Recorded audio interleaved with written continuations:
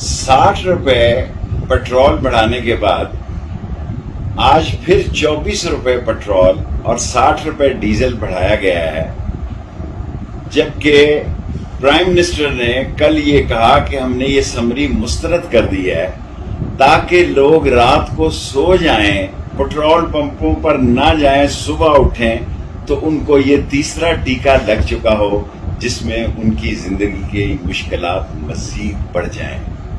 मैं पहले कहता था कि शीन आएगी और मास्टर प्लान में हुक्मरानी जो है, कागजी हुक्मरानी, बेवजन हुक्मरानी और बेअसर हुक्मरानी शीन को दी जाएगी और नून लीग को सिर्फ टीवी खेलने पर रखा जाएगा।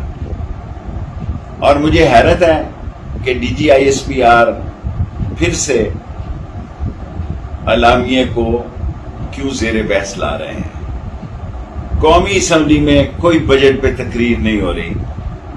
जो ग्रैंड लोटा था, गोल्डन लोटा था, उसको लीडर ऑफ अपोजिशन बना दिया गया है। और सूबाई असम्बली में कल जो कुछ हुआ है, आइन की तस्दीक हुई है और ताकत और पुलिस का इस्तेमाल हुआ है, जो कि एक जिसकी मिसाल पाकिस्तान में कभी नहीं मिलती।